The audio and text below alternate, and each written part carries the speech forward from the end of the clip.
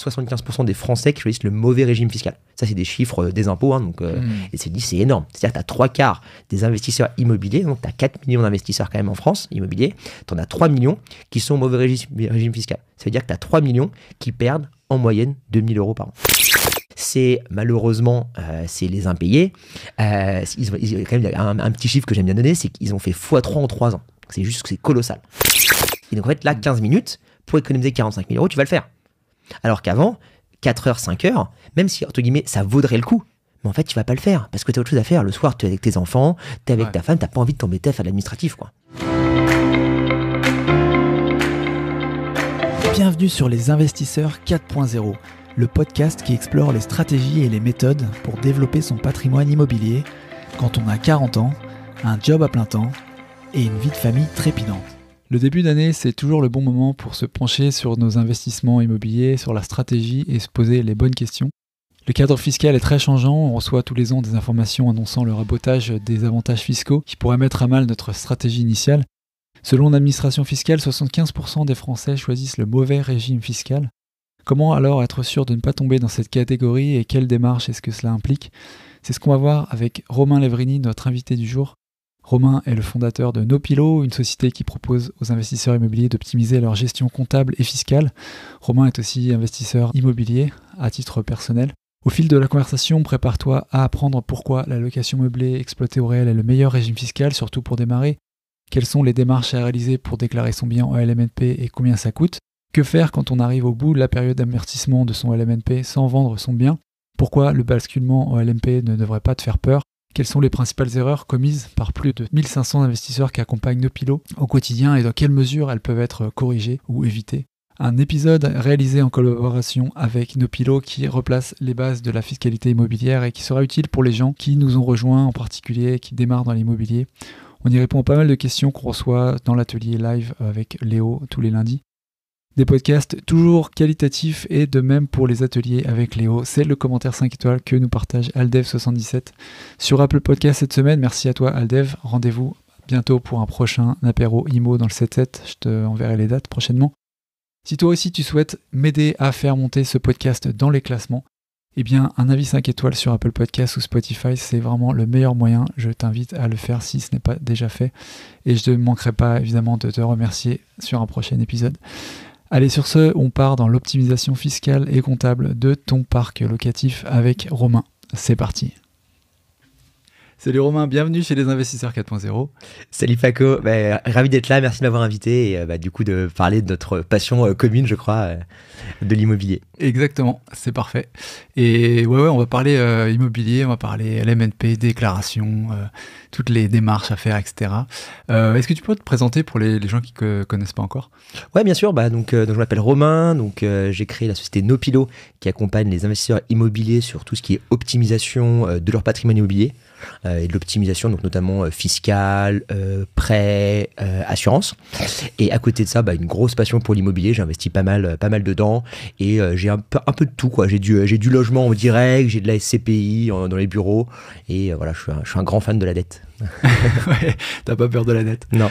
Bah, c'est cool. Est-ce que dans ton parcours, justement, tu peux peut-être retracer d'où tu viens, même du parcours académique à aujourd'hui et puis, ouais. Donc voilà, moi je suis papa, 3 enfants, parcours plutôt école de commerce, donc assez classique, quoi, je dirais, donc école de commerce. Après, je suis parti en finance. Et je pense la petite étincelle, c'est vraiment mes parents qui m'ont toujours dit, en gros, louer, ce n'est pas bien, c'est mieux d'acheter. Donc au début, c'est ce que j'ai fait. J'ai commencé à acheter ma résidence principale, puis après s'agrandir avec les enfants qui arrivaient. Et une fois qu'on a eu vraiment notre dernier logement, résidence principale, on s'est dit là c'est le moment pour justement utiliser notre capacité d'endettement et de commencer à investir du coup dans du locatif. Ok, d'accord. Et avec Nopilo, alors comment t'en es venu justement à créer Nopilo? Ouais, ça c'est, je dirais que ça a été, le hasard, il y a une part de chance de hasard, mais en fait c'est vraiment un moment, j'ai commencé vraiment à investir entre guillemets, beaucoup dans l'investissement locatif et avec justement le LMP, ce qu'on va parler après, mais en fait avec l'idée donc 100% à crédit, sans payer 0 d'impôts. Et tous mes copains autour de moi commençaient à venir me voir en me disant comment tu fais ça.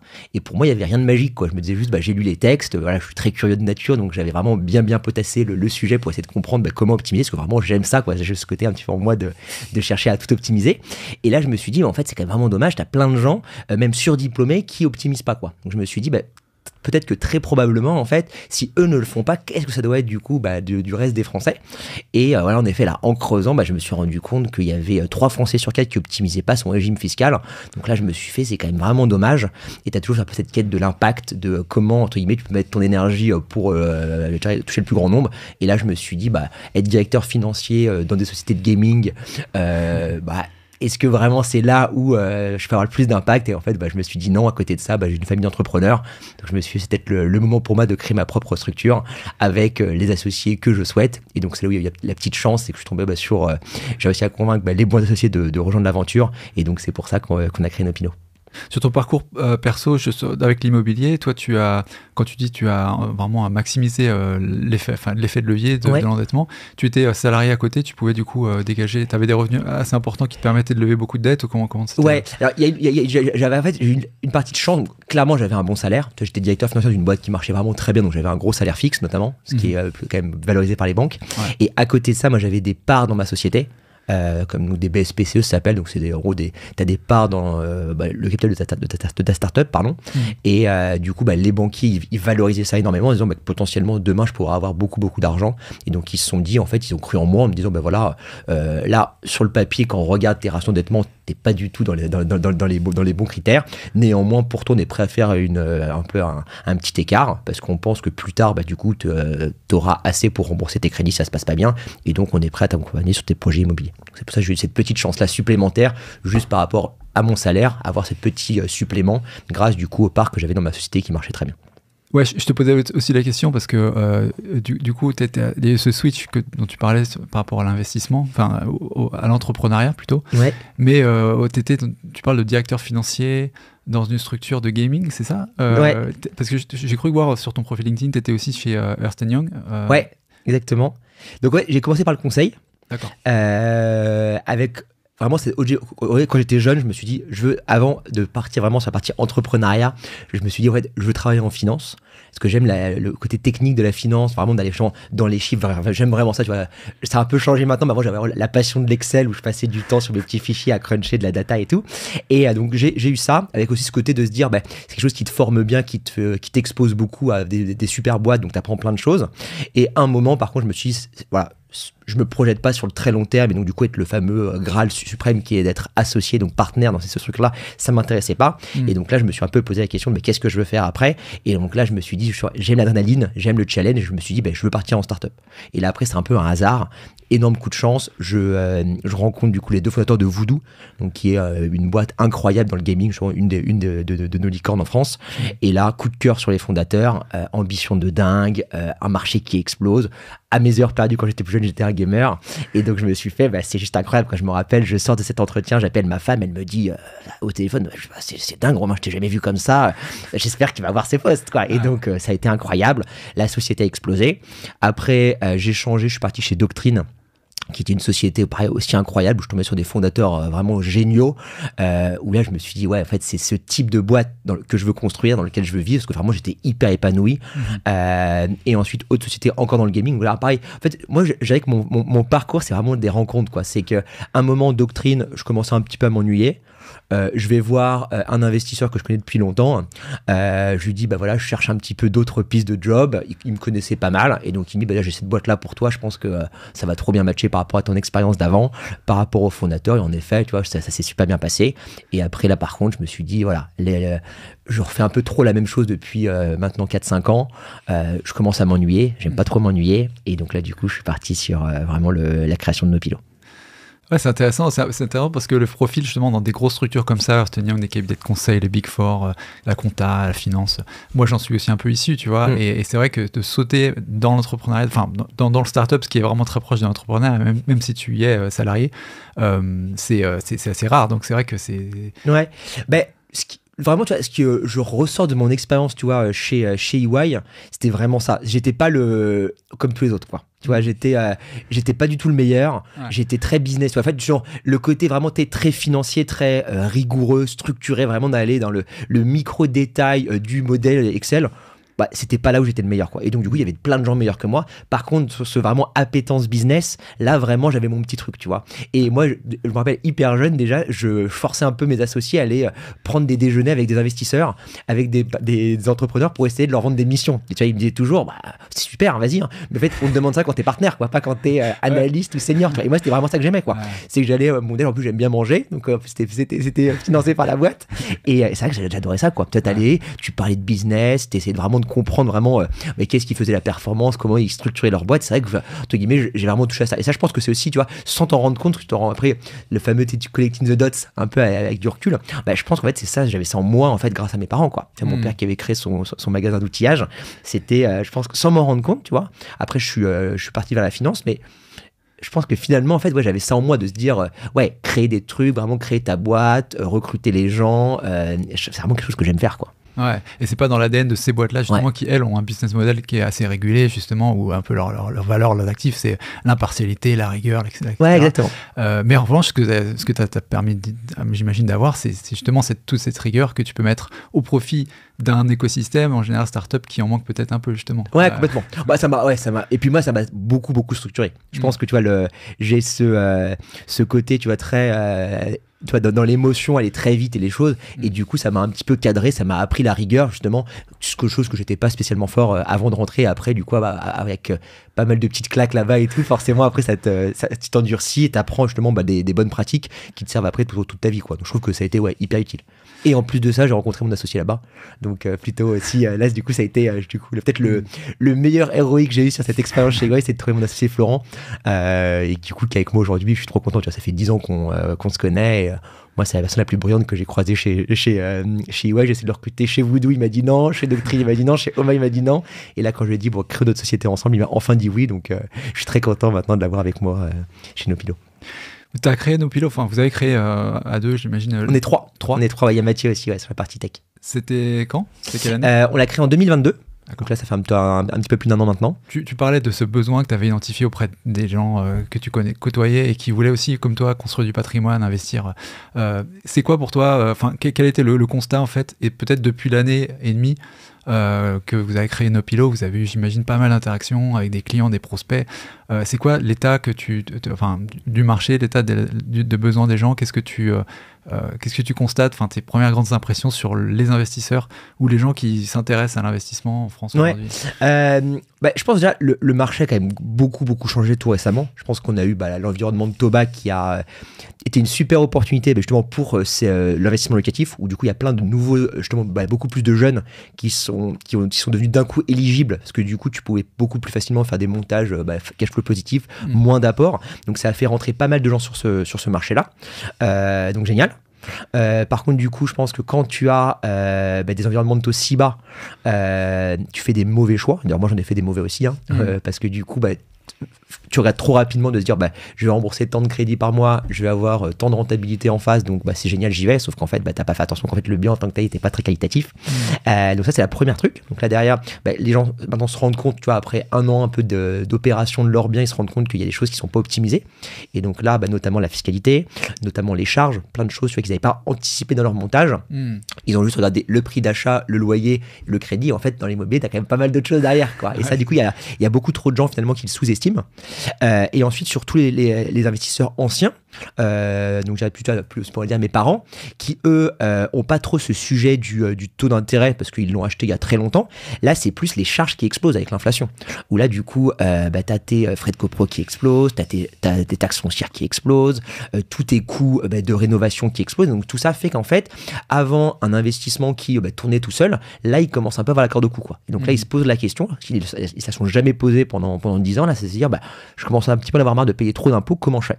Et donc là, du coup, ils viennent nous voir, ils se renseignent, avant de venir nous voir, mais ils se renseignent sur Internet, de se dire, optimisation immobilier. Donc là, ils découvrent, encore trop peu, mais ils découvrent que la fiscalité, c'est un gros sujet dans l'immobilier. Et là, du coup, là, on arrive et donc là, on les accompagne sur ce sujet-là, quoi.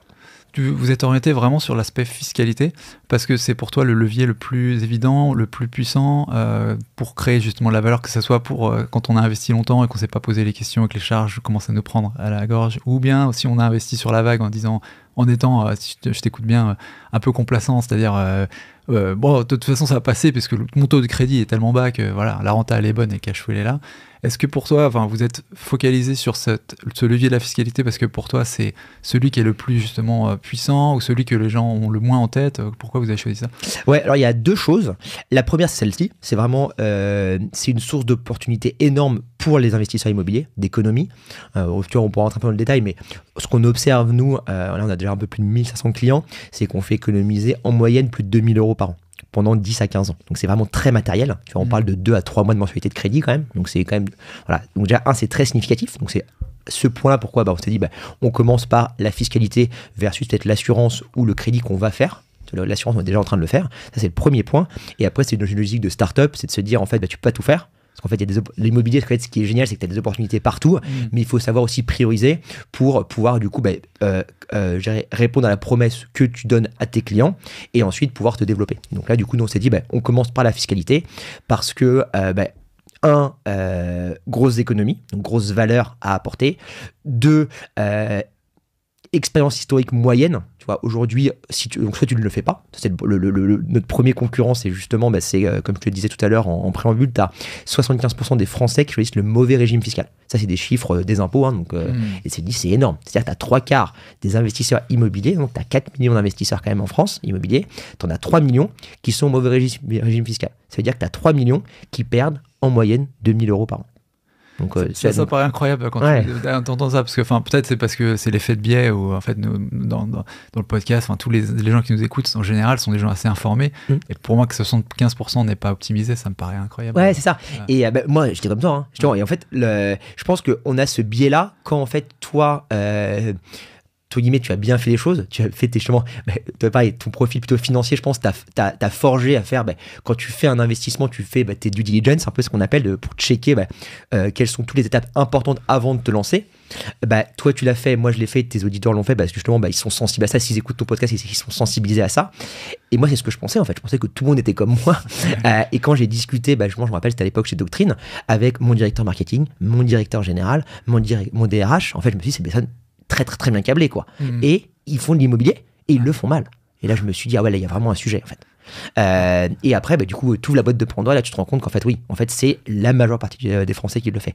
Et par exemple, autre exemple pour donner de l'eau à notre moulin, c'est que les agents immobiliers, eux aussi en fait ils le font mal. Et alors ça pareil, c'était une découverte incroyable. Tu vois, en moins d'un an on a fait 1000 clients. Sur ces 1000 premiers clients, on avait plein d'agents immobiliers. Et ils venaient nous voir en disant mais votre truc c'est dingue en fait. Comment, et en fait moi je le proposais à mes clients, et donc là on s'est fait en effet c'est intéressant quoi. Mais moi au début je me suis dit c'est pas possible en fait, c'est votre métier. Et en fait ils disent non mais en fait moi je suis pas banquier, je suis pas fiscaliste, moi je suis agent immobilier. Et ce qui est vrai en fait, mais c'est quand même étonnant. Tu vois, voilà. Surtout que pour eux, ça sera un plus, une corde incroyable à leur arc de pouvoir proposer non seulement à des primo-accédants, mais à des investisseurs quoi. Tu leur dis, voilà, en gros, tu vas payer tant d'impôts parce que tu vas prendre tel registre fiscal. Moi, je suis sachant, je peux te montrer. Déjà, tu gagnes en crédibilité. Il y a tout qui est vertueux, quoi. Alors, je sais pas si c'est parce qu'ils n'ont pas le temps ou ils n'ont pas l'envie, mais c'est vrai que. Ouais, je pense qu'il y a déjà ils sont pas au courant. Je pense que vraiment la majorité, c'est vraiment, c'est de la bonne foi. C'est juste en fait, ils sont pas renseignés parce qu'ils n'ont pas le temps, parce que ça les a pas intéressés, parce que c'est complexe. Encore une fois, et je pense que la fiscalité, ça fait peur. Je pense que c'est quelque chose, c'est les impôts en général, c'est quelque chose qui est quand même complexe. En France, il y a quand même une grosse lourdeur administrative, et donc je pense que ça aide pas à vouloir s'informer, à vouloir comprendre. En plus, ça change tous les 4 matins. Ouais. Donc tout ça fait qu'en fait, je pense que c'est les personnes qui sont au courant, t'as besoin d'être curieux. Et voilà, je pense que c'est typiquement ton audience, et je pense que malheureusement, c'est pas le cas de tous les Français. Est-ce qu'on peut peut-être planter le cadre, c'est-à-dire le cadre de ce que, général en fait, ce que c'est location meublée, location nue, les principales, cas dans lesquels c'est intéressant pour peut-être se remémorer un petit peu les bases. Et puis je sais que du coup vous avez un biais très très fort sur location meublée. Ouais. En LMNP, ça te donnera l'occasion aussi d'expliquer pourquoi tu penses que c'est le meilleur régime dans la majorité des cas. Mais est-ce que On peut détailler complètement. un peu les principes. Du coup, avant de parler de fiscalité, moi j'aime bien dire qu'il faut déjà parler en fait de la typologie de ton bien. En fait, ton bien, en commençant sur le plus gros du marché qui est la location nue, c'est à peu près le ratio. Tu vois, tu as 3/4 qui sont en nu en France aujourd'hui, même si ça évolue beaucoup vers le meublé, et 1/4 qui est en meublé. La location nue, donc une fois que tu as fait ce contrat de location nue, là, tu es éligible à 2 régimes fiscaux, le micro-foncier et le réel foncier. Et donc pourquoi je dis qu'on commence d'abord par la typologie de ton bien, c'est qu'en fait, on va comprendre que le meublé c'est très avantageux. Néanmoins, si tu as une maison au fin fond de la Creuse, et j'ai aucune offense pour la Creuse, avec aucune école aux alentours, faire du meublé, ça va être compliqué parce que tu n'auras pas la colocation, pas trop de sens, du tourisme, pas trop de sens. Donc en fait, malheureusement, tu n'as pas le choix, en fait. Tu vas faire de la location nue. Une fois que tu es en location nue, donc le régime par défaut, c'est le régime micro-foncier. Donc là, ce qu'il faut comprendre, c'est que l'État, pour te simplifier la vie, ils sont sympas, ils vont te dire, je te fais un abattement forfaitaire de 30% sur tes loyers. Donc si on prend l'exemple, par exemple, tu as 10 000 euros de loyer annuel, environ 800, un peu plus de 800 euros par mois, l'État va te dire, je vais t'imposer sur 7 000 euros. 10 000 moins les 30%. Et sur ces 7 000 euros, tu es imposé à ta taux marginal d'imposition. Donc, tu sais, c'est les tranches 0, 11, 30, 41, 45%, plus les prélèvements sociaux 17,2. Nous, ce qu'on observe, c'est qu'en moyenne, là, pareil, sur nos 1500 clients, le taux marginal, la TMI, donc le taux marginal d'imposition qu'on observe, c'est 30%. Donc, ça veut dire que tu es imposé à 47,2. 30%. Plus 17,2. Et donc, du coup, sur les 7 000 euros qu'on avait, 7 000 euros fois 47,2, c'est-à-dire que tu es environ imposé à 3 500 euros sur tes loyers. Donc c'est quand même significatif.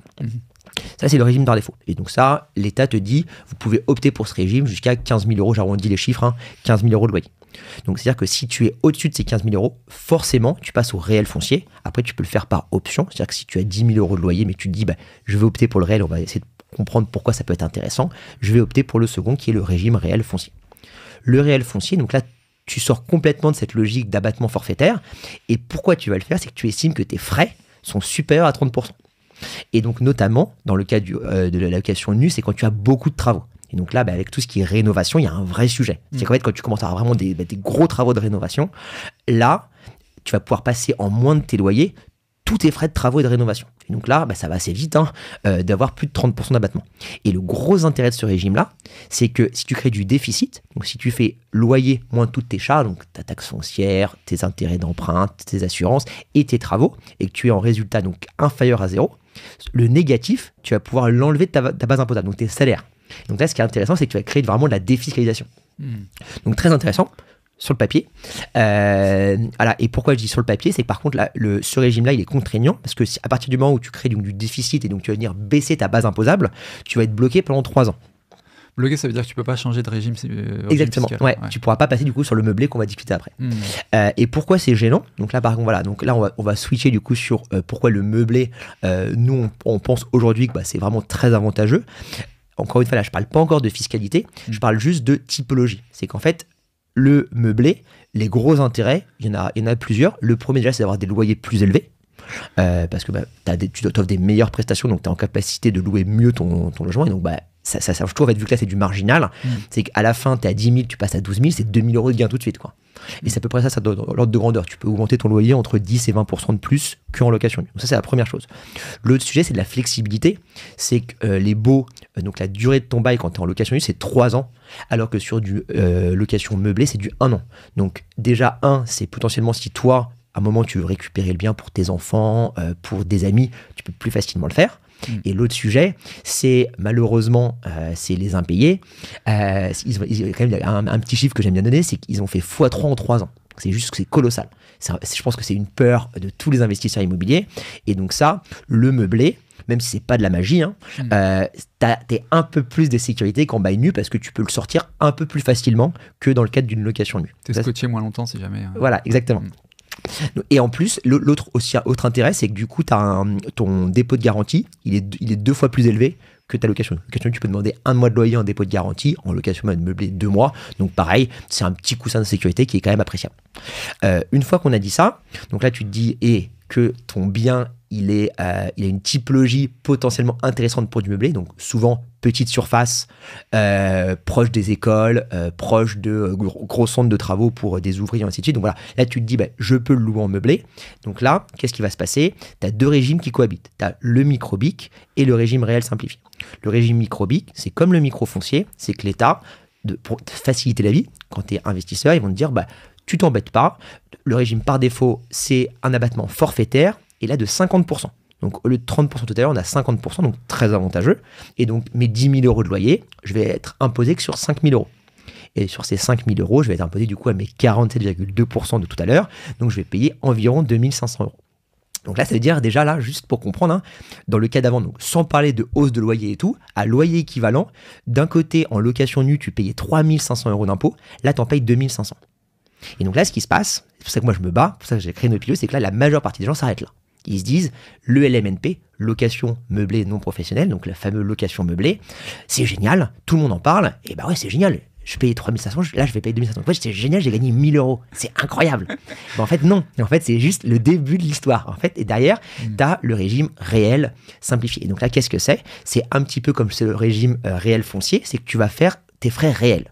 Donc, je prends mes loyers, j'enlève mes intérêts d'emprunt, qui sont de plus en plus importants, ma taxe foncière, mes honoraires d'agence, les petits travaux que je fais, et surtout, là où c'est vraiment incroyable, et ce qu'il n'y a pas dans la location nue, c'est que je vais pouvoir amortir mon logement. Donc ça, qu'est-ce que ça veut dire? C'est que mon logement, par exemple, qui vaut 200 000 euros, pour un loyer de 10 000, l'État va me dire que ce bien, il va se détériorer dans le temps.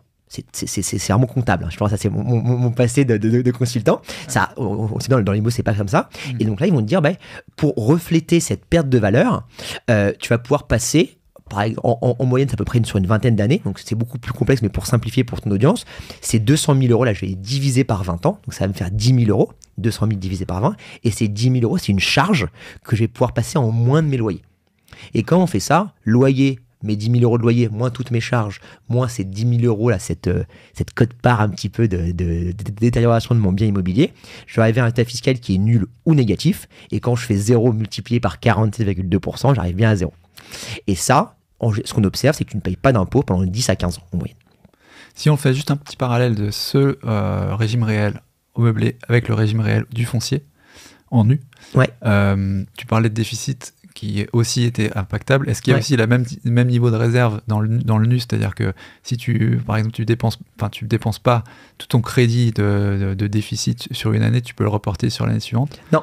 Ouais, c'est un très bon point. Et en fait, tu as justement cette muraille de Chine, un petit peu, j'aime bien dire, où là, pour le coup, quand tu fais de la location meublée, là, du coup, ton déficit, il reste dans ta location meublée. Donc, c'est-à-dire que tu ne peux pas l'imputer sur tes revenus. Donc là, du coup, tu ne crées pas de la défiscalisation. Tu fais de l'optimisation fiscale, c'est un peu différent.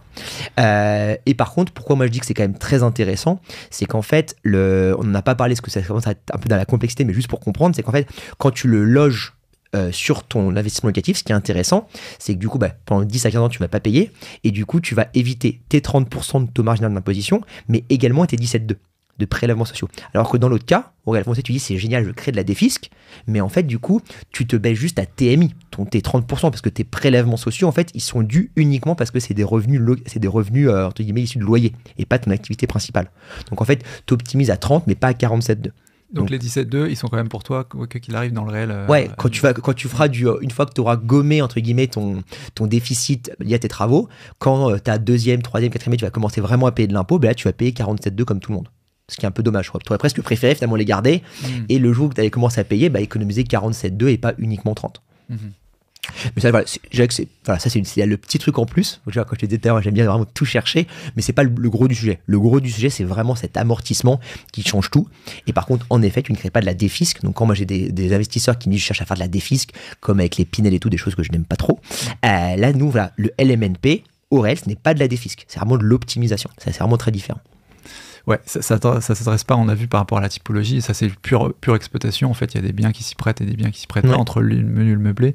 Mais là tu expliques aussi que d'un point de vue comptable, quand on a beaucoup de charges, c'est plus intéressant de faire du LMNP réel simplifié, même si c'est vrai qu'on a quelques cas qui sont, moi j'ai en tête, qui peuvent être intéressants en nu, notamment réel, par exemple, on parlait des grosses rénovations, mais quand tu peux bénéficier d'aide, par exemple, dans les grosses rénovations, l'aide de l'ANA ou des choses comme ça, là, on te demande d'être en nu, en fait. Ouais, exactement. Et là, ça peut être quand même avantageux de rester sur ce système-là pour pouvoir bénéficier de ces aides qui aussi, mais c'est une histoire de calcul, mais c'est pas la majorité, je veux dire, forcément. Ouais, exactement. Quand tu as vraiment des cas spécifiques où tu peux te faire financer une partie de tes travaux avec cet impact de devoir louer en nu, là en effet la question se pose, il faut vraiment poser les chiffres, mais ça c'est vraiment des cas assez rares comme tu le dis. Donc je dirais que le cas standard, le régime, si tu peux louer en meublé, ça sera plus avantageux de partir sur du LMNP au réel versus du location nue au réel également. Et il y a une cerise sur le gâteau également sur le LMNP par rapport au nu, sur la revente d'un bien également. Ouais. Il y en a pas mal, hein, mais c'est vrai que celle-là, elle est également très intéressante. C'est vrai que aux yeux de l'État, quand tu fais de la location meublée, en fait, tu crées une société. Et du coup, cette société, la contrepartie négative, c'est que du coup, tu vas payer une taxe en plus qui s'appelle la CFE. C'est environ 400 €. Tu vas commencer à payer au bout de la deuxième année. Donc ça, c'est le côté négatif. Et c'est aussi le côté qui fait peur aux gens, de se dire, je crée une société, alors qu'en fait, c'est pas très compliqué finalement.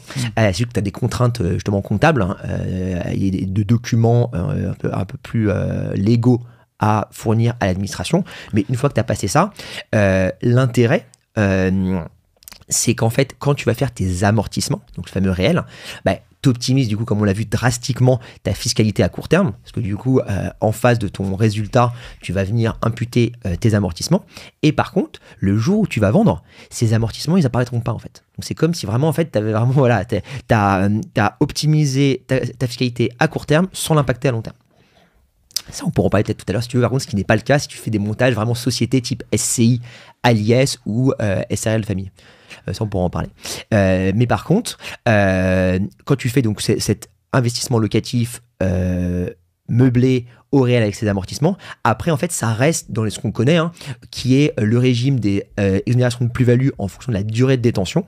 Et donc là, plus tu vas garder ton bien longtemps, plus tu vas être exonéré de plus-value au fil de l'eau, avec cette fameuse délai maximal qui est 30 ans. Si tu gardes ton bien 30 ans, tu ne paieras 0 d'imposition sur ta plus-value. Donc si on est dans le régime du nu, on peut optimiser entre guillemets parce qu'on va avoir l'amortissement qui va venir, donc la plus-value l'imposition sur la plus-value sera plus élevée. Non. C'est la même chose aussi. Ce sera la même chose. C'est vraiment cette logique de dire ton bien en fait, tu l'as en nom propre. En fait, c'est plus la logique du nom propre versus société où comme tu es en nom propre, donc que tu sois en location nue ou en location meublée, vu que c'est du nom propre, tu as les mêmes exonérations que une personne qui investit dans l'immobilier sur du long terme. Et c'est juste que dans la pensée commune, quand tu fais du LMNP, location meublée, comme on te demande de créer un numéro de siret, les gens ont peur que du coup tu perdes cette exonération, ce qui n'est pas le cas. C'est plus ça en fait. D'accord. Mais la différence, effectivement, là où l'imposition va se jouer, c'est sur la différence entre le prix de vente et le prix d'acquisition, pas la différence entre le prix de vente et le prix amorti. Exactement, la valeur nette comptable. Exactement, tout à fait. Dans les deux cas. D'accord, ça je l'ignorais pour le nu. Je pensais que c'était que justement sur le. Non, ça pour le coup, t'as vraiment la même chose, quoi. Dans un court instant, on verra combien ça coûte de déclarer ton activité de loueur meublé, que faire quand tu arrives au bout de la période d'amortissement en LMNP et pourquoi tu ne dois pas avoir peur du LMP. A tout de suite. Ok. C'est cool, c'est intéressant. Est-ce que tu peux nous emmener aussi dans les démarches du coup? Ouais, bien sûr. Donc encore une fois, location nue, t'as rien à faire. Ça, c'est sympa. C'est pour ça que du coup, t'es peut-être un peu moins imposé. Location meublée, tu dois t'immatriculer. Donc, c'est juste, en fait, franchement, c'est hyper simple. C'est vrai, ça fait peur. Le site de l'État, c'est pas peut-être le mieux fait de la terre, mais il est pas horrible. Et donc là, ce que tu vas faire, c'est juste prévenir l'État pour leur dire, voilà, moi, Paco, j'ai lancé une activité de loueur en meublé non professionnel. Avec ce régime soit microbique, soit réel. Et donc, la contrepartie, en fait, concrètement, appelons un chat, c'est pour pouvoir permettre à l'État de savoir que du coup, tu fais du meublé et qui puisse du coup t'envoyer ta CFE, donc cotisation foncière des entreprises, quand il sera le temps de le payer. Ça, c'est le fameux P0I. Exactement, ouais, tout à fait. Donc ça, c'est la première étape. Et en termes d'administratif, donc après, suite à ça, tu reçois un ou deux autres documents quelques temps après, parce qu'en fait, après, comme du coup, tu crées une entreprise, tu es rattaché à un centre des impôts professionnelles et plus personnelles. Et donc là, ils te demandent quelques informations sur l'adresse de ton bien, sa typologie, est-ce que tu as un comptable, voilà. Des infos vraiment très standards, très simples. Là, tu leur réponds. Ensuite, tu dois du coup créer ton espace pro sur impôts.gouv, pareil, très simple. Et ensuite, par contre, là, c'est à la fin de l'année. Si tu es au régime microbique, là, tu n'as rien à faire. Directement sur une annexe de ta déclaration de revenus, tu vas pouvoir cocher les cases et remplir combien tu as encaissé de loyer. Après, l'État va faire l'abattement forfaitaire. Par contre, si tu optes pour le régime réel, là, on va te demander de tenir une comptabilité. Parce que forcément, vu que là, tu économises beaucoup d'impôts, l'État, ils sont en droit de vérifier ce que tu as fait et que tu n'as pas fait n'importe quoi. Et donc là, du coup, c'est là où du coup, tu peux le faire tout seul. C'est pas une obligation de passer par un comptable, normalement c'est vivement recommandé parce que du coup, comme je disais tout à l'heure, la règle par exemple de l'amortissement de 20 ans, en fait c'est beaucoup plus complexe que ça. Tu as notamment le terrain qui n'est pas amortissable, il faut prendre du coup une quote-part de ton bien en fonction du prix du foncier. Ensuite, tu as les différents éléments, par exemple, tu vois, pour donner des exemples un peu loufoques, mais c'est la valeur de ton bien, on va le séparer entre la toiture, entre le bâti, entre le parquet, le mobilier, même si c'est un appartement. Donc moi, ce que j'ai toujours, quand on raconte ça à nos clients, ils disent, mais attendez, moi je comprends pas, la toiture, c'est la copro. Oui, bien sûr, mais c'est comptable en fait. Et donc ça, c'est pour ça que nous, on recommande vivement aux clients, même si c'est après pas avec nous, avec un expert comptable, de passer par un professionnel pour éviter de se faire redresser en fait. Et avoir cette charge mentale, toujours, moi, je me bats pour l'optimisation, mais également pour la charge mentale du propriétaire, de dire en fait, ce qu'on a envie dans l'immobilier, c'est aussi un rendement passif, quoi. Et du coup, cette charge mentale, de l'enlever, parce que le risque fiscal, il fait très mal quand même. Si un jour, tu t'es rendu compte, après 4-5 ans, que tu as mal amorti ton bien et que l'État vient te voir et te redresse dessus, voilà, là, ça fait très mal, tu l'as pas anticipé, potentiellement, il faut vendre ton bien, enfin voilà, ça crée vraiment des grosses problématiques, et donc autant les éviter, et donc te faire accompagner par les bonnes personnes pour faire ça au début. Ça, c'est pour la déclaration, du coup, qui est séparée de la déclaration. Ouais, exactement, parce que du coup, quand tu es au réel, comme je te dis, tu dois tenir une comptabilité, et il faut envoyer une liasse fiscale, où en fait, concrètement, qu'est-ce que ça veut dire ? C'est que en fait, tu vas construire un compte de résultat, un bilan, que tu vas envoyer aux impôts, en disant, par exemple, j'ai touché cette année 10 000 euros de loyer, j'ai payé 3 000 euros d'intérêt, j'ai payé 1 000 euros de taxes foncières, j'ai payé 1 800 euros de petit immobilier, et j'ai amorti mon bien sur temps. Et donc voilà, c'est ça que je déclare dans ma déclaration de revenus, comme le micro-BIC. Par contre, derrière, il y a, entre guillemets, une preuve s'ils veulent vraiment regarder dans le détail. Et donc là, tu pourras après, du coup, leur envoyer cette fameuse liasse fiscale. Ça marche. Donc ça, c'est pour à tenir en fait chaque année. Donc il faut évidemment noter toutes ces entrées, avoir toutes ces factures également disponibles. Exactement, chaque fois qu'on fait une dépense. Ouais, donc ça crée une contrainte, tu vois. C'est vraiment finalement, quand tu poses les chiffres, ça me fait toujours penser les petites pubs qui avaient la question est vite répondue, tu vois. C'était vraiment, mais en fait, voilà, quand tu poses les chiffres, tu te dis, là, donc dans notre exemple, donc, j'ai loué en meublé, là, ça y est, j'ai compris que c'était plus intéressant. Et par contre, là, je me dis, le micro-BIC, c'est très bien pour moi. Et donc, oui, c'est facile. Moi, je suis sachant, je sais que le meublé, c'est plus intéressant. Donc, ça, je suis fier de moi. Et donc là, je fais, non, moi, je fais le micro-BIC. Et là, tu poses les chiffres, tu vois, très bien, micro-BIC, c'est 2500 euros d'impôt. Le réel, c'est 0. Quand derrière, tu vois la charge additionnelle, si tu le fais tout seul, c'est hyper chronophage. C'est-à-dire que tu vois, ça va être nous, on regarde, qu'on avait des clients qui le faisaient tout seul, c'est à peu près 16 heures par an.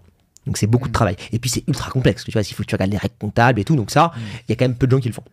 Ensuite, tu as l'étape expert comptable où là, en effet, tu envoies tous tes justificatifs, tu fais des extractions de ton compte bancaire que tu envoies à ton comptable, c'est assez archaïque, c'est chronophage, il te relance par mail, c'est pas très réactif. Et donc nous, ce qu'on a créé, c'est de se dire en fait comment rendre ça simple. Tu vois, parce qu'en fait, moi, ma conviction, c'est pourquoi il y a si peu d'adoption. Pourquoi tu as encore 3/4 des Français qui prennent le mauvais régime fiscal? C'est parce que, il y en a qui ne sont pas au courant. Donc ça, c'est notre responsabilité en tant qu'entreprise de les aider.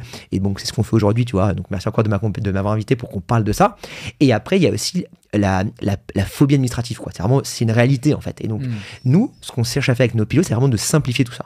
Et donc, nous, la promesse qu'on fait à nos clients, c'est qu'en 15 minutes par an, dans notre logiciel, ils vont pouvoir tout saisir. Ça va leur prendre 15 minutes. Et 15 minutes pour économiser 2500 euros, ce qu'on dit souvent en rigolant, c'est voilà, le taux horaire, tu t'y trouves pas mal, quoi. Il y a peu de gens qui ont un taux horaire aussi élevé. Ça marche. Vous faites, si on compare par exemple à une solution d'un expert comptable, parce que moi par exemple j'ai un expert comptable, donc j'envoie les documents une fois dans l'année. Bon, c'est vrai que c'est un peu contraignant parce qu'il faut bien noter.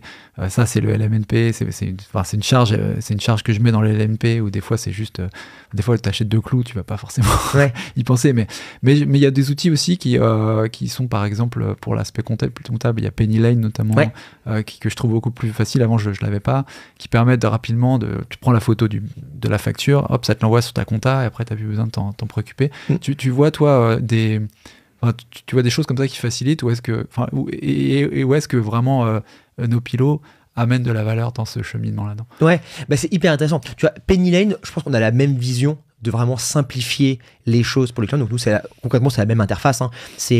Tu vas pouvoir le faire au fil de l'eau. Donc en effet, tu as ta facture de clous. Par exemple, moi, je trouve qu'en fait, il faut se battre pour ça. Je pense que en fait, c'est 2 €, mais 2 € sur 10 ans, tu achètes des petits clous par-ci par-là. En fait, à la fin, c'est des vraies économies. En fait. Et donc du coup, c'est 2 €. En effet, si sur le moment, tu peux pas les prendre en photo, les mettre sur ta plateforme pour dire j'ai dépensé ces 2 € là, tu peux être sûr qu'à la fin de l'année, tu vas les oublier.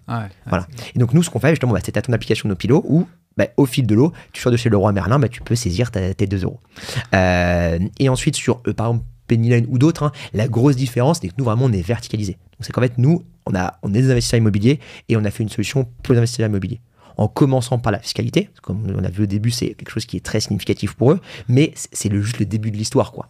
Là, ce qu'on a déjà, on est déjà en train de faire, on a fait des tests avec plusieurs de nos clients qui marchent très bien, c'est sur la partie assurantielle. C'est qu'en fait, quand tu as la comptabilité, nous, on collecte des données sur nos clients, donc on sait où est situé le bien, sa superficie, combien ils payent du coup d'assurance emprunteur, quel est le montant du nominal de leur crédit. Donc tout ça, ça nous permet derrière de pouvoir optimiser pour eux. Et donc pareil, optimiser l'assurance emprunteur, n'hésite pas à me dire si tu veux qu'on re-switch du coup sur la partie fiscalité, mais si on parle de ça, c'est une source d'économie énorme. Ouais. Mais ça, le coup, tout le monde le sait. Tu vois, tout le monde. Peut-être pas tout le monde, en tout cas, il y a plus de gens qui sont au courant de ça que de la fiscalité, sauf que personne ne le fait.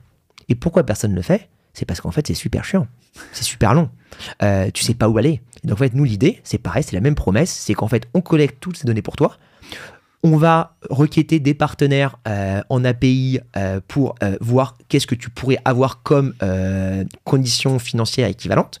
Je dis bien équivalentes parce que sinon tu peux pas switcher. Et une fois qu'on a fait ça, qu'on le pousse à notre client en disant bonjour Paco, on a identifié qu'on pouvait te faire économiser 45 000 € et leur demandeur c'est celui-là, d'assurance emprunteur sur tes différents crédits, est-ce que ça t'intéresse? Tu cliques oui, derrière l'énorme majorité des informations nécessaires pour switcher d'assurance, elles sont déjà envoyées au partenaire. Donc en fait, ça va te prendre pareil 15 minutes. Et donc en fait, là, 15 minutes, pour économiser 45 000 €, tu vas le faire. Alors qu'avant, 4 heures, 5 heures, même si, entre guillemets, ça vaudrait le coup, mais en fait, tu vas pas le faire parce que tu as autre chose à faire. Le soir, tu es avec tes enfants, tu es avec ta femme, tu n'as pas envie de t'embêter à faire de l'administratif, quoi. Ouais, non, complètement. Et puis, il y a l'aspect aussi, les banques sont réticentes, celles qui t'ont contracté le prêt et celles qui t'ont donné l'assurance emprunteur si tu as joué le jeu un peu avec eux, parce que voilà, quand tu es le moment où tu vas commencer à réduire là-dessus, voire changer, elles sont réticentes, il faut envoyer des courriers. C'est une bagarre, en fait, pour sortir de ça, même si au niveau légal, les choses ont été facilitées récemment pour pouvoir switcher plus facilement. Dans les faits, c'est vrai que c'est quand même beaucoup plus compliqué. Voilà. Et du coup, nous, ce qu'on fait, c'est on le fait pour vous, justement. C'est vraiment ça l'idée. Je comprends l'idée aussi d'extraire de la valeur, toujours plus de valeur pour le client, et puis en plus, la base de données que vous récoltez pour l'aspect fiscalité, c'est vrai qu'elle a aussi cette valeur-là de pouvoir aider les gens à identifier, là, tu as une assurance qui est un peu chère par rapport à ce qu'on peut avoir sur le marché. Donc, ça a tout à fait son sens.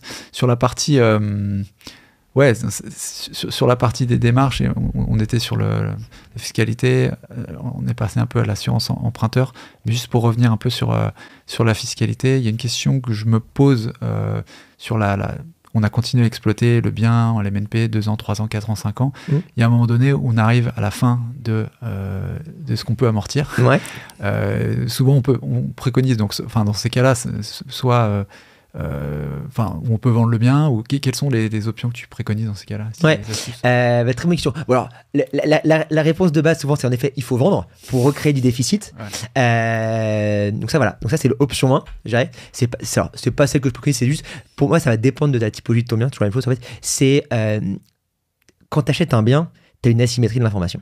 Ça, c'est vraiment, c'est la base de tout, mais c'est qui est quand même hyper importante, c'est qu'en fait, quand ton bien, tu l'as opéré pendant 10-15 ans, tu sais quels travaux tu as fait.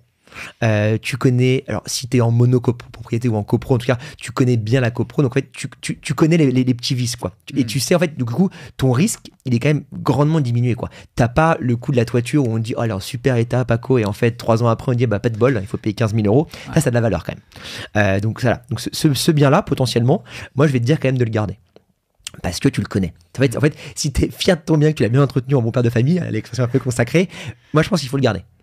Et ensuite, et donc par contre, comment le garder? En effet, ça n'a pas trop de sens de le garder et de commencer à te faire massacrer en fiscalité, parce que donc là, dans ton exemple que tu donnes, tu parles de donc les fameux 10-15 ans où en fait là, tu commences en fait à avoir un régime réel qui est bénéficiaire, et donc du coup, tu commences à payer de l'impôt.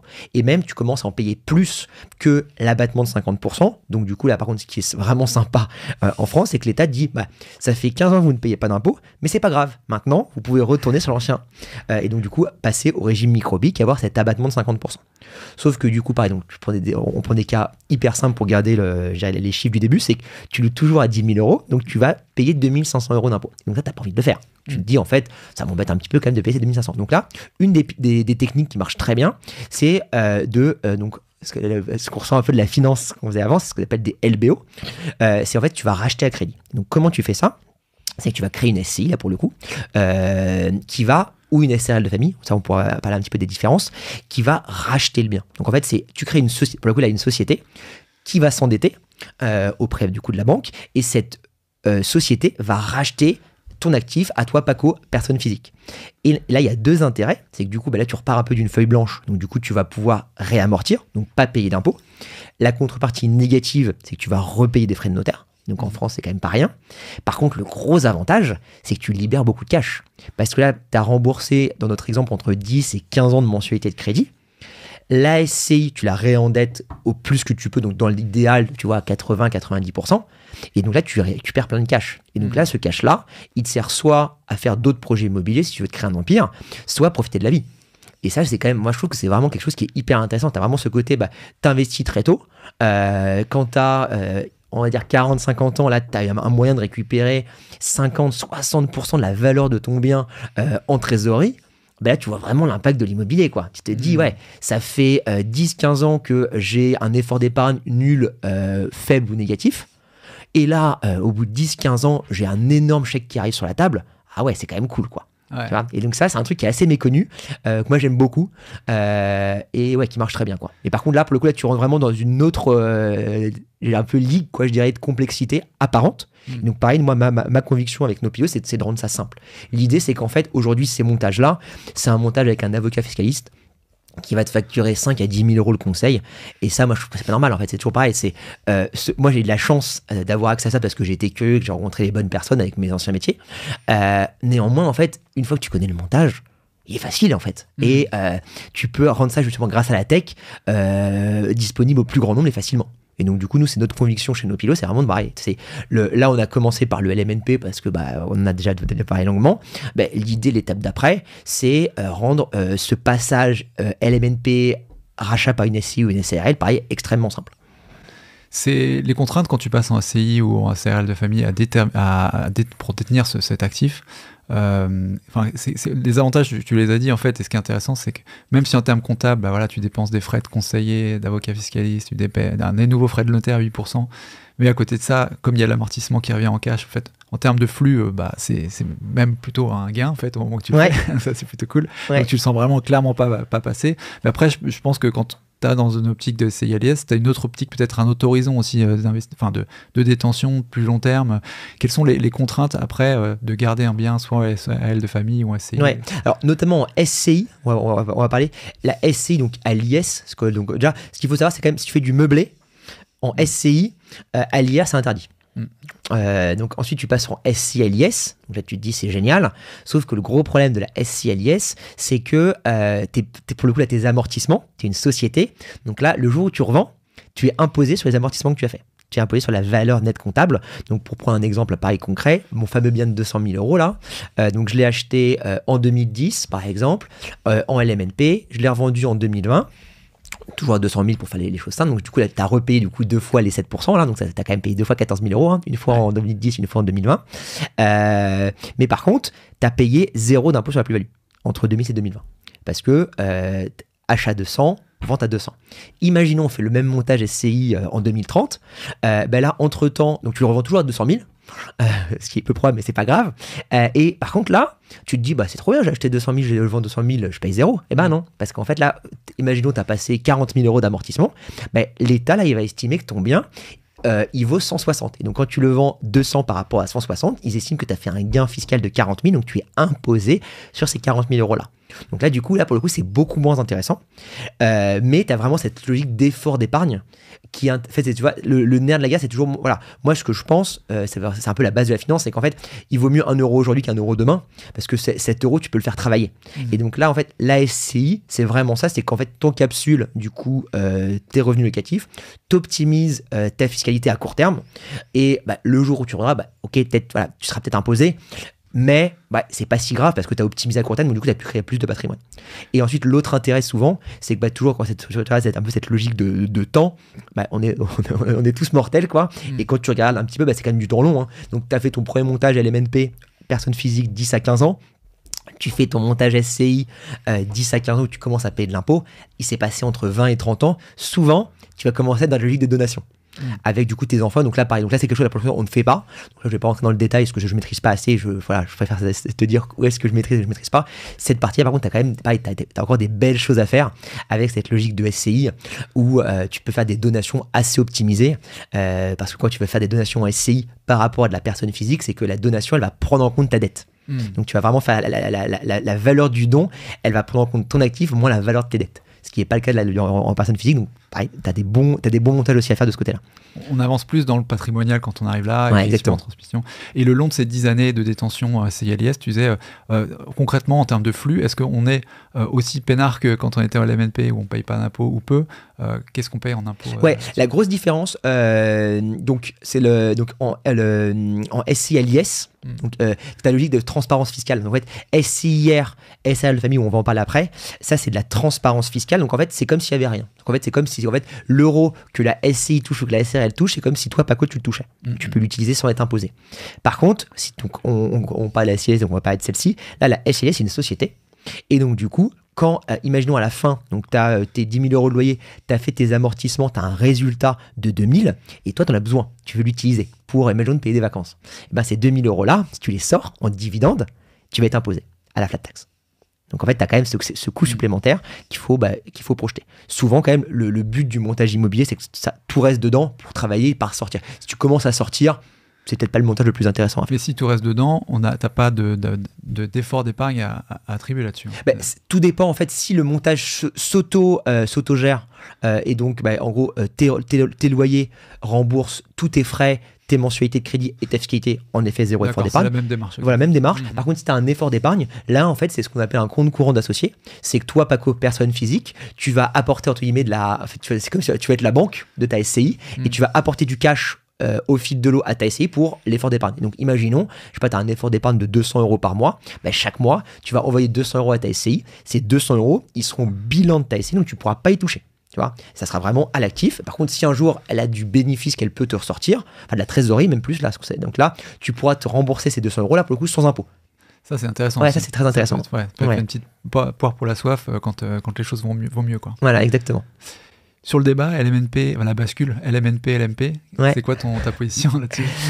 Moi, je pense, c'est marrant, quand j'étais beaucoup plus jeune, j'avais le banquier de mon père qui m'avait dit, en rigolant, je disais, j'aime pas payer les impôts et tout, c'est pas bien. J'étais jeune, tu vois.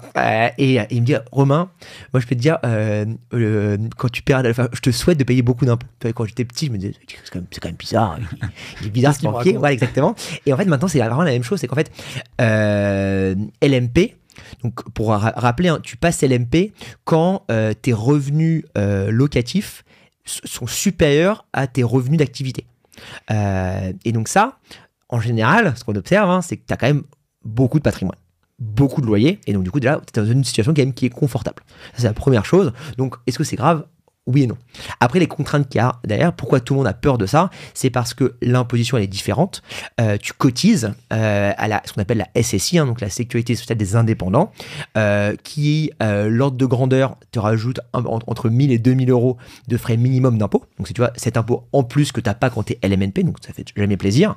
Et quand tu commences à avoir du bénéfice, là, c'est un peu plus important. Tu es entre 30 et 40% de ton bénéfice qui est imposé, donc c'est plus important que le LMNP. Ça, c'est le cas négatif, c'est pour ça que tout le monde, en gros, a peur du LMP. Moi, ce que je dis, par contre, ce que tout le monde oublie, c'est que le LMP, tu as potentiellement une niche fiscale ultime quand tu as de l'IFI. Et donc, comme pour prendre un peu de recul, donc LMP, beaucoup de patrimoine, beaucoup de loyers, souvent, tu commences un peu à taper à la porte de l'impôt sur la fortune immobilière, qui pour le coup fait très mal. Et en fait, quand tu es LMP, si, donc tu as deux conditions réunies qui sont importantes, hein, je leur quand même le donc la première c'est je suis LMP, et le deuxième, donc comme toi qui passes beaucoup de temps pour gérer ton immobilier, si plus de 50% de ton temps est alloué à ton activité immobilière, là tes biens sont exonérés d'IFI. Et donc ça c'est ultra fort.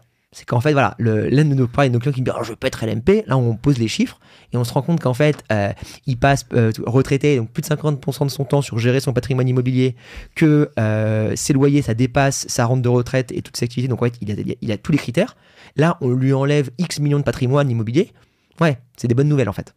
Donc voilà. Moi, c'est super. Est-ce que comment concrètement ça s'organise? Faut justifier. Comment tu justifies tes 50 heures, 50% de temps passé sur le gérer? Ouais, alors ça c'est un peu gris, tu vois. Donc voilà. D'accord. Donc il faut voir. Clairement, tu vois, si imaginons que tu es salarié, donc on va faire deux cas un peu différents. Tu es salarié, si tu as un CDI à 100%, compliqué de le justifier. Tu vois, c'est un peu des faisceaux d'indices, quoi. Les impôts, ils fonctionnent comme ça, c'est des faisceaux d'indices. Si tu as un CDI à 100%, moi, j'y crois pas trop. Tu as un 40%, tu es à peu près tranquille pour pouvoir justifier que tu passes autant. Tu es à 50-50, ça peut commencer à être un peu border, tu vois. Donc, je dirais que c'est qu'est-ce que tu fais, par exemple, et tu es retraité, beaucoup plus simple de le justifier. Entrepreneur, compliqué. Entrepreneur, compliqué, ouais. Je pense aussi, compliqué de dire je passe, tu vois, tout dépend de la taille de ta boîte à côté de ton activité. Ouais, c'est toujours pareil, tout dépend. Si on voit par exemple toi, Paco, podcasteur, entrepreneur, tu passes combien de temps environ par mois sur l'activité de podcast?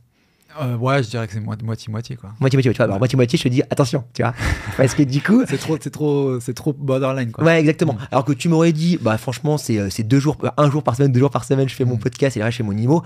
Je fais, c'est génial. Tu vois, là, c'est bon, t'es serein, tu coches tes cases et tu vas serein. 50-50, voilà, c'est un peu plus border, quoi. Ok. Donc ça, malheureusement, j'ai pas la réponse. Bien sûr. Non, mais c'est intéressant et je pense qu'il faut être, il faut se renseigner parce que c'est en effet un gros montant potentiellement que tu peux ne pas avoir à payer. Ouais, exactement. Ici, c'est quand même le gros truc. Ouais. Et ça, typiquement, tu vois, là, c'est là où nous, pareil, on s'arrête pour l'instant sur le pilote. Donc, je dis pas qu'on le fera jamais, mais aujourd'hui, tu vas sur cette case-là de dire vraiment, est-ce que je veux vraiment me sécuriser sur le LMP? Parce que pour moi, c'est vraiment, en fait, je le fais parce que je veux être exonéré d'IFI.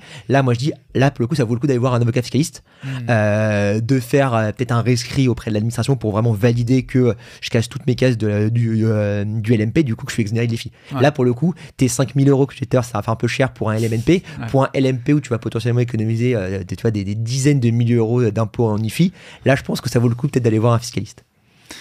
Ouais, c'est sûr. Non, mais c'est intéressant de dire qu'effectivement, il y a LMP et LMP. Quand tu es en LMP, tu es déjà dans un autre statut.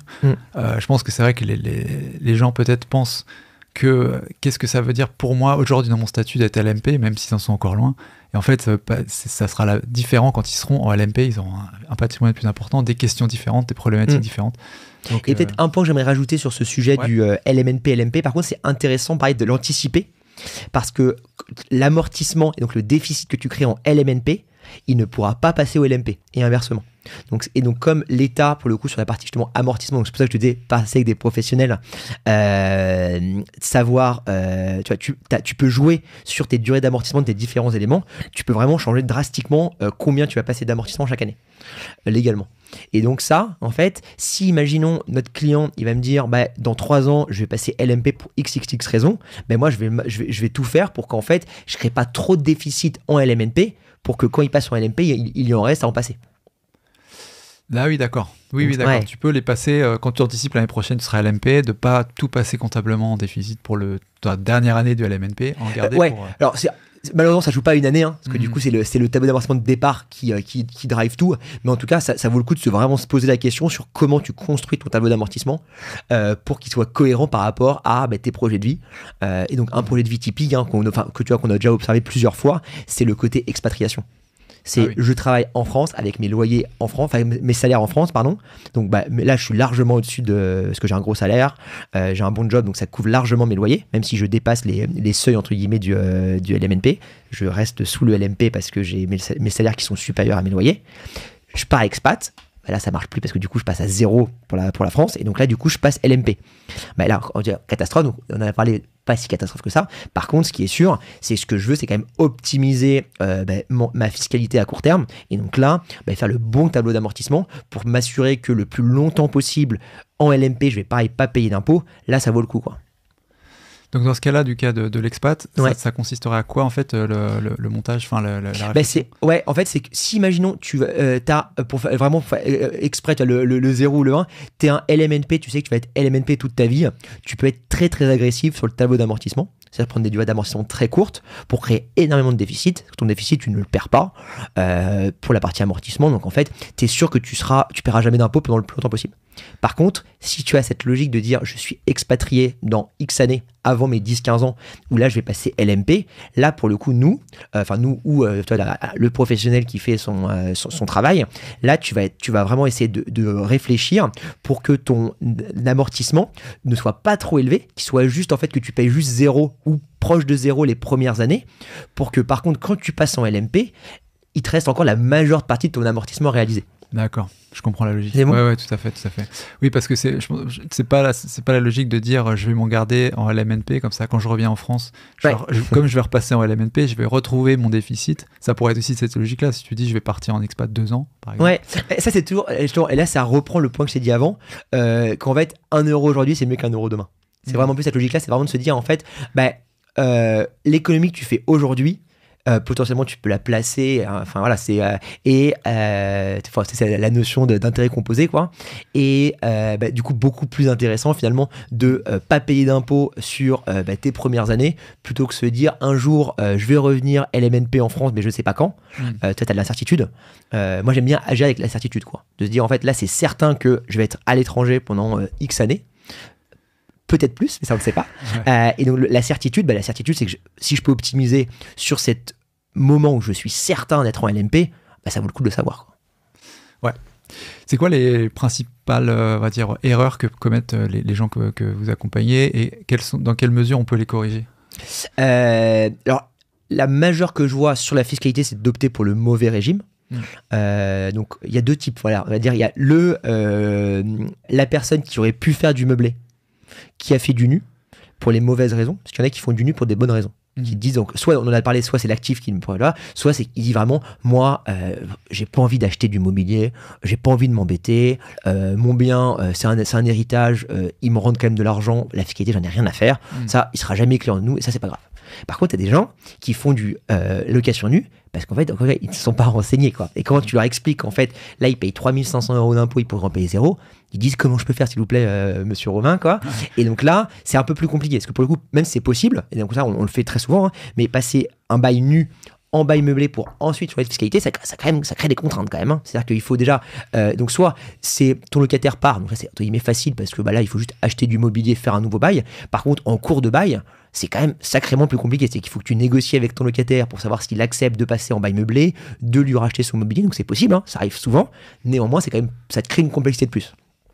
Où là la tech peut pas faire grand chose, là c'est de la négociation avec ton locataire. Tu dois lui racheter son mobilier, en fait. Ouais, exactement, ouais, pour que vraiment aux yeux de l'État t'es vraiment un bail meublé. C'est-à-dire qu'en fait, tu vas résilier ton bail nu et tu vas re-signer un bail meublé avec ton locataire en disant, là, avec ton état des lieux, pour dire, là, ouais, j'ai bien acheté tout ce mobilier-là. Donc, et donc, c'est en effet, de fait, c'est un bail meublé. D'accord, oui, il faut que tu attestes, que tu prouves que tu as acheté le mobilier qui correspond à ce que tu vas louer. Ouais, exactement. Et donc, voilà. Et donc ça, c'est possible, mais voilà, ça crée des contraintes. Et souvent, ça, tu vois, c'est l'étape de trop. Tu vois, c'est vraiment ça demande justement, pareil, dans cette logique, cette phobie un peu administrative. Même si, entre guillemets, ça ferait beaucoup le coup, parce qu'en gros, tu parles 3100 versus 0, mais en fait, là, l'effort en face de ces 3500, il est trop important pour plein de gens. Et ensuite, donc là, on a le cas, donc là, du coup, comme je dis, on peut pas faire grand chose. Et là où on peut faire facilement des choses, c'est je suis un propriétaire investisseur, j'ai loué en meublé depuis 10 ans, par exemple, et là, un jour, je me réveille, ou un dîner de Noël, je parle avec mon beau-frère et il me dit qu'il fait du meublé, il paye 0 d'impôt. Donc au début je me dis que c'est un escroc, après on discute un peu, il me montre un peu un texte de Légifrance pour montrer qu'en fait c'est bien vrai ce qu'il me raconte, et donc là il nous appelle. Et donc là c'est hyper simple, il y a 2 cas. soit tu as fait 0 démarche, et donc tu es dans l'illégalité la plus totale, mais il y en a plein, parce qu'en fait, pour donner un peu le retour derrière sur le meublé, c'est qu'historiquement, tu n'avais pas de démarche à faire. Alors, j'ai plus l'année exacte, mais à un moment, ils ont commencé à l'État demander de s'immatriculer pour justement payer cette fameuse CFE. Il y a plein de gens qui ne le font pas.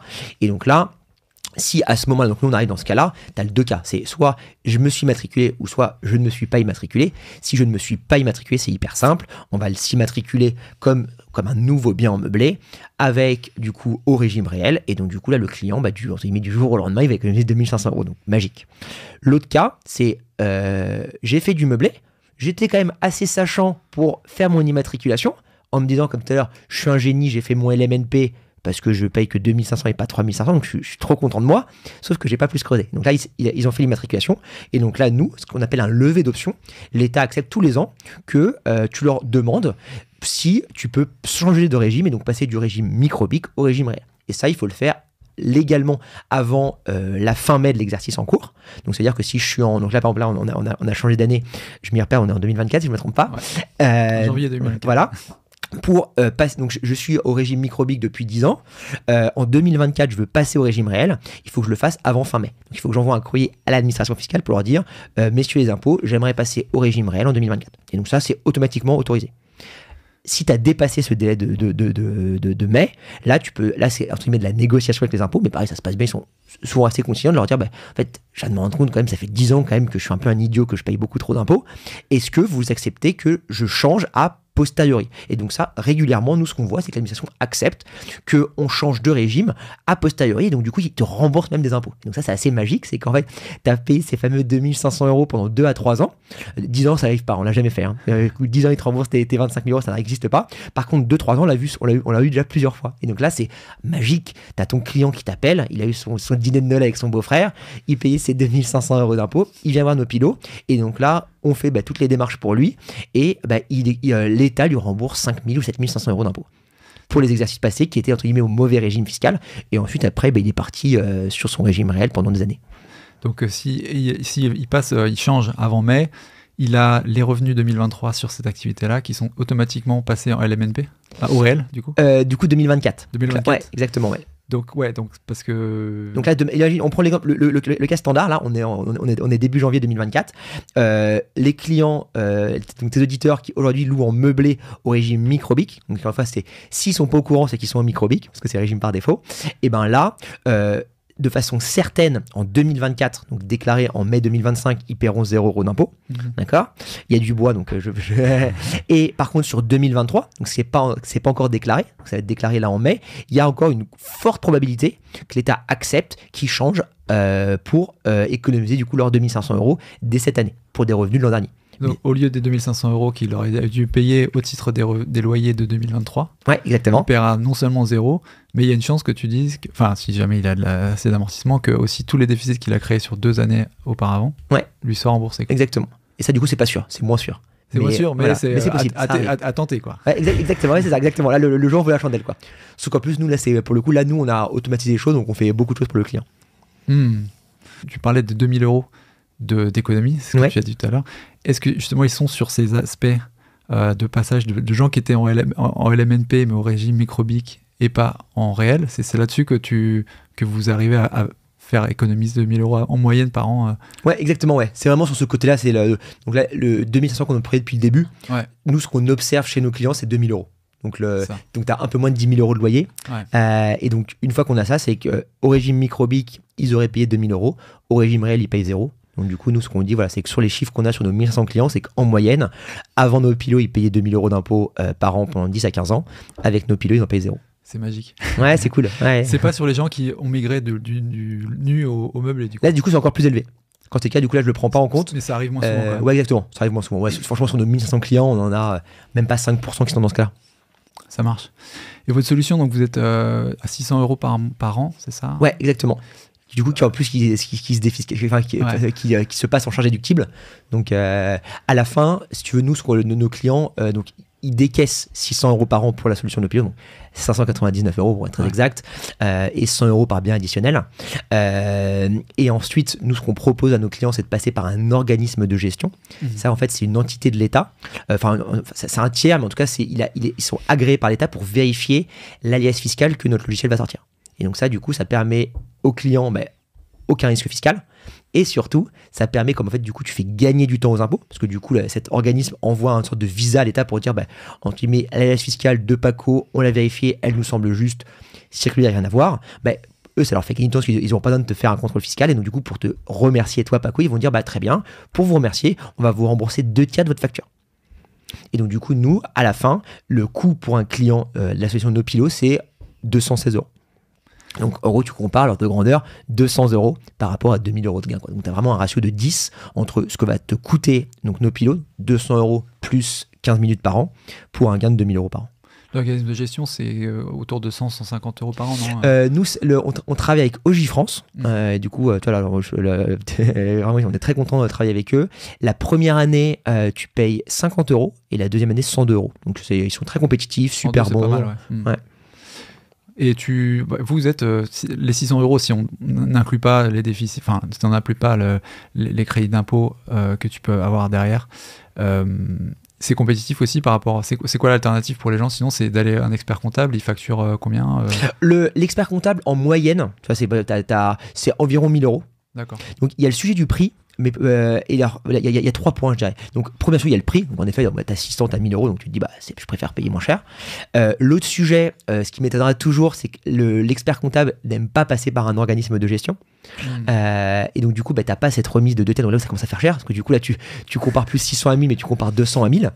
Et l'autre sujet que nous, on a vraiment beaucoup de clients qui étaient chez un expert comptable, qui viennent chez nous, c'est la réactivité. D'accord. Et ça, pour le coup, moi, je l'ai vécu personnellement aussi. Et pourquoi? C'est assez simple. C'est quand tu creuses, parce que tu vois, moi, avant de lancer Nopilo, entre guillemets, j'ai fait mes homework, j'avais parlé avec des experts comptables, et ils te l'expliquent très simplement. C'est qu'en fait, un client LMNP avec sa alias fiscale, le problème qu'ils ont, c'est que c'est les mêmes échéances que les sociétés. Une société cliente, ils facturent entre 20 000 et 50 000 € d'honoraires, versus les 1000 € de leur particulier qui leur demande sa liasse. Quand le particulier il est stressé en mai au moment des échéances fiscales, le chef d'entreprise, il est stressé en mai au moment des échéances fiscales. Bizarrement, c'est humain, il va répondre à la personne qui il prend 20 à 50 fois plus cher que son petit client à 1000 €, parce que s'il le perd, c'est pas la même chose pour lui, quoi. Ah ouais, c'est clair. Ça, c'est le point. Et l'autre sujet, c'est vraiment la partie expertise verticalisée. Nous, on fait que de l'immobilier tous les jours. Et donc, du coup, ça crée beaucoup de valeur pour nos clients. Parce que là, on a parlé beaucoup de fiscalité, mais on a parlé aussi du coup un peu de l'assurance, mais également toute la solution Nopilo qui crée de la valeur, parce que on a des modèles de beaux, on a des modèles de documents, on a notre blog. Tout ça, on crée de la valeur pour toi, investisseur, qui te pose plein de questions. Nos experts sont également investisseurs immobiliers. Donc, en fait, ils ont vécu ce que tu as vécu. Et ça, du coup, c'est très apprécié par nos clients. Toi, en termes d'investisseur immobilier en perso, depuis l'aventure de pilote, tu as continué à construire un peu ou beaucoup plus dur. Ouais, beaucoup plus dur. Là, j'ai complètement arrêté. Parce que je faisais le focus tout à l'heure. C'est quelque chose qui est très important pour moi. Je pense que pour bien réussir, il faut réussir à être focus. Et Nopilo, on a cette chance-là d'avoir une croissance exponentielle. Par contre, c'est beaucoup de travail, c'est beaucoup d'engagement. Et c'est de grosses responsabilités aussi. Tu vois, de te dire, il y a 20 millions d'investisseurs immobiliers en Europe. Mon objectif, quand j'ai créé cette boîte, c'est vraiment de se dire, je vais changer leur vie, quoi. Et pour y arriver, il faut mes projets immobiliers sont mis un peu en stand-by. Et donc là, ce que je fais, j'ai pas vendu, mais il y a une partie que j'ai mis en gestion. Ce que je m'étais dit que je ferais jamais avant parce que trop de frais, tu vois, mais là j'avais pas le temps de le gérer. Ce que j'avais fait aussi avant, là ça n'a pas changé, mais j'avais aussi quand même diversifié. Il y a une partie que j'ai en propre et une partie que j'ai en SCPI. Pareil, c'est pas un truc que je recommande parce qu'en termes de rendement, c'est pas le plus intéressant. Par contre, l'intérêt, c'est que du coup, t'as en gestion, c'est facile, quoi. Ouais, ton focus c'était la délégation full time de cette activité-là. Donc, exactement. Tu te dis, c'est pas grave. Quand tu parlais des ambitions de s'étendre en Europe, tout de suite, je me dis, est-ce que Enfin, je me dis, est-ce que c'est cohérent avec l'idée que la fiscalité, elle est quand même très franco-française? Est-ce qu'il y a d'autres choses qui sont des parallèles dans d'autres pays en Europe où vous pourrez améliorer les choses comme c'est hyper ça. Ouais, on a pas mal regardé du coup. Il y a deux sujets. Donc, la fiscalité en tant que telle, en effet, elle est propre à chaque pays. Par contre, ce qui est hyper intéressant, tu vois, on a creusé plusieurs pays et ce qui est marrant, c'est par exemple le Royaume-Uni, c'est hyper semblable à la France. Ah ouais. Et donc c'est assez marrant, tu vois. Donc ça s'appelle pas le LMNP forcément. Et en plus, tu as vraiment la même chose où en fait l'État tape toujours un peu plus, tu sais, sur le propriétaire. Avec donc là par exemple, historiquement eux leurs intérêts d'emprunt étaient déductibles de leur loyer. Donc tu vois, super niche fiscale. Et là, l'État du jour au lendemain a dit, en fait, on va raboter ça, vous allez pouvoir déduire que 20% de vos intérêts. Donc là, du coup, du jour au lendemain, tu te fais à payer plein d'impôts. Et donc là, qu'est-ce qui se passe quand tu es tu vois, investisseur aguerri à vouloir optimiser? Tu réfléchis comment un peu détourner le système, comment optimiser. Et du coup, qu'est-ce qu'ils sont allés faire? Ils sont allés créer des SCI, quoi. Donc des limited companies chez eux, quoi. Avec, voilà, du coup, c'était des règles d'impôt sur les sociétés qui, pour le coup, sont très standardisé en Europe et dans le monde. Et donc là, tu as cette même logique d'amortissement où du coup, tu ne payes pas d'impôts. Et donc, tu vois, c'est quelque chose que moi, je pense qu'il arrivera un jour en France, où, tu vois, ce LMNP, on en parle souvent, régulièrement, de se dire, est-ce que c'est juste, pas juste, et tout. Je pense qu'un jour, en tout cas, il sera peut-être pas supprimé complètement, mais peut-être qu'à un moment, il va être un petit peu raboté. Là, c'est pas grave. C'est juste que du coup, tu changeras de produit. Aujourd'hui, on est sur LMNP au réel. Demain, on sera sur de la SCLIS, on sera sur la SRL de famille ou autre. Et donc, il y a ce sujet, donc l'Angleterre, où tu as cette même complexité fiscale, même changement régulier, même environnement concurrentiel avec les experts comptables assez old school, assez chers, pas très digitaux. Et ensuite, en termes global, moi, ma conviction, c'est qu'en fait, l'investisseur immobilier français, c'est le même que l'espagnol, c'est le même que l'anglais, c'est le même que l'allemand, c'est le même que le polonais, avec des enjeux d'optimisation globaux. Donc, quand je dis globaux, c'est que tu as ta fiscalité, tu as ton assurance, tu as ton crédit, tu as tes charges. Et en fait, tu as ta charge mentale. Et en fait, nous, notre conviction, notre volonté, c'est de créer ce produit qui t'optimise tous tes coûts et qui te libère ta charge mentale. Et donc ça, ce produit-là, il va très facilement s'exporter. La seule différence, c'est qu'en effet, sur la fiscalité, notre moteur comptable qu'on a construit en interne, là, pour le coup, ça sera ces mêmes principes comptables partout en Europe. Donc ça, c'est super. Par contre, sur la partie fiscalité, là, il faudra qu'on adapte notre produit localement. Et ensuite, sur les autres produits qu'on est en train de développer, donc là, je te parlais de l'assurance. Là, l'assurance, pareil, c'est assez facile. C'est qu'en fait, c'est le même produit. C'est juste que c'est pas les mêmes partenaires. Parce que les partenaires avec lesquels on commence à creuser sur la partie assurantielle, pour l'instant, ils ne sont pas en Europe. Peut-être qu'un jour, ils le seront, mais en tout cas, aujourd'hui, ils ne le sont pas. Ouais, non, mais il y a d'autres sujets aussi, je pense, et c'est pour ça que je faudra bien essayer de calibrer pour voir vraiment leurs besoins, parce qu'il y a l'aspect fiscalité, il y a l'aspect, au UK notamment, ils n'ont pas des taux d'intérêt fixes. Ouais. Donc ça, c'est aussi un truc, tu dis, comment tu peux réussir à planifier. Nous, on a beaucoup de chance en France, mais tu vas planifier du cash flow sur des biens où on sait pas en fait que d'un jour au lendemain, quand il y a des fortes hausses de taux comme là, c'est le cas, ton cash flow il passe en négatif, tu vois. Que nous, ici, c'est que si tu commences à investir maintenant que ton cash flow, ton projet d'investissement, en fait, il tient plus parce que les taux d'intérêt sont beaucoup plus élevés. Mais au UK, en fait, tu peux avoir investi il y a 3 ans sur un truc qui est parfaitement rentable, et qui aujourd'hui est plus rentable, juste parce que le taux d'intérêt t'a plombé. Donc, il y a ça. Et puis, il y a l'histoire d'éducation financière aussi, qui est peut-être plus élevée au UK. Ouais, ça c'est hyper intéressant. Donc, il y a 2 points là que tu dis qui sont très vrais. Donc, le premier sur ce côté, j'avais un projet qui était rentable, qui ne l'est plus au UK. Moi, je pense que c'est pour nous une opportunité. C'est qu'en fait, justement, pouvoir faire des modèles financiers, tu vois, de projection, et en fait, encore une fois, de rendre une expertise qu'aujourd'hui, en fait, tu vois, moi, ce que j'aime bien dire aussi, c'est qu'en fait, aujourd'hui, tu vois, t'as les Bernard Arnault, les Elon Musk, c'est facile pour eux, quoi. Tout est optimisé parce qu'ils ont tous les conseils les plus brillants de la Terre. Autant te dire que eux, quand ils vont acheter en Grande-Bretagne, ils ont fait tous des scénarios possibles pour se dire si la hausse de taux, elle augmente de taux, est-ce que c'est toujours intéressant? Pas de problème, hein. Tu vois, en fait, par contre, monsieur, même tout le monde, ils n'ont pas ça. Et moi, je pense qu'avec la tech, tu peux faire ça. C'est qu'en fait, tu vas créer des modèles, mais très simples, où en fait, derrière, en effet, c'est très complexe, mais en fait, tu rends cette complexité extrêmement simple. Et donc, le client, il va faire jouer avec des hypothèses, potentiellement, et te dire, en fait, là, aujourd'hui, par exemple, je m'endette à 2%. Imaginons, scénario du pire qu'on vit actuellement, les taux, ils font x2 ou x3 en 6 mois, qu'est-ce que ça je fais? Et ben, en fait, voilà. Et ben là, tu peux le projeter. Et donc, du coup, la personne, elle va se dire, est-ce que je me sens à l'aise ou non pour y aller? Tu vois, moi, ce que j'aime dire, c'est que, tu vois, il faut investir tant que ça t'empêche pas de dormir, tu vois. Et ben là, c'est cette logique-là, quoi. C'est qu'en fait, si t'investis et tu te dis tous les jours, t'as la petite goutte, non, est-ce que putain les taux ils vont monter, là je veux encore que ça monte, la banque d'Angleterre elle fait rien, ça baisse pas mes taux, c'est pas le but, quoi. Le but c'est quand même de prendre du plaisir dans la vie. Si tu fais cet investissement, c'est ok pour te créer des revenus passifs pour construire ta retraite, mais si c'est derrière, c'est de créer plein de stress supplémentaires, c'est pas le but, quoi. Donc moi le but c'est vraiment de rendre ça simple, accessible, pour que potentiellement plus de gens demain font l'investissement locatif, parce que je pense que c'est vraiment une super source d'enrichissement, mais de façon la plus simple possible. Donc là il y a ça, et ensuite sur ta deuxième question, je l'ai perdue, je suis désolé. Non, c'est sur l'éducation financière. Ouais, l'éducation financière, là. Ouais. Donc là, clairement, Royaume-Uni en effet plus élevé que la France. Par contre, au niveau européen, tu as un sondage qui avait été fait par l'Union européenne. Tu as 92% des Européens qui ne s'estiment pas très sachants financièrement, en culture financière. Donc en fait, tu vois, c'est proche de la France, finalement. Et en fait, et c'est complexe. Parce qu'en fait, quand tu regardes, en fait, l'immobilier, de façon rapide, c'est hyper simple. Tu vois, c'est t'achètes de la pierre, c'est rassurant parce que c'est un actif tangible que je peux revendre, qui baisse pas trop, qui est moins volatile que un actif de marché. Donc ça, c'est le classique, et c'est pour ça que c'est un actif préféré des Français, c'est assez connu même en Europe. C'est la première source d'enrichissement des Européens. Néanmoins, si tu veux vraiment l'optimiser, en fait là, c'est ultra complexe parce que t'es lié à l'inflation, t'es lié à la logique des taux, qui sont du coup également corrélés à l'inflation, t'es lié à cette logique d'amortissement qui sont des trucs quand même un peu barbares, et tout ça fait qu'en fait d'un coup, là, tu sors à un autre niveau, quoi. Parce que là, c'est de l'économie bien poussée, c'est de la modélisation financière, et donc ça, il y a très très peu de gens qui maîtrisent ça en fait. Ouais, et puis c'est très morcelé, il y a beaucoup d'immobilier dans l'immobilier, tu peux faire du parking, des co-commerciaux. Ouais, exactement, c'est ça qui est excitant. Ouais, c'est clair, c'est très varié. Ok, je pense qu'on a fait un bon petit tour. C'était très instructif. Merci beaucoup, Romain. Merci à toi, c'était un très bon moment. Est-ce qu'il y a des ressources que tu pourrais indiquer pour les personnes qui souhaitent aller plus loin dans ce qu'on vient de... en tout cas, alors, tu vois, instant promo, nous on tient un blog qu'on essaye du coup justement quand moi j'ai commencé à investir, de me dire quels sont les types d'articles que j'aurais aimé lire pour pouvoir un peu me former sur le sujet.